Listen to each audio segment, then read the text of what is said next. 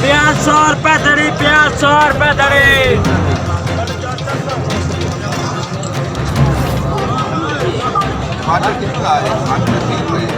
चल भाई प्याज 100 रुपए धड़ी, प्याज 100 रुपए धड़ी।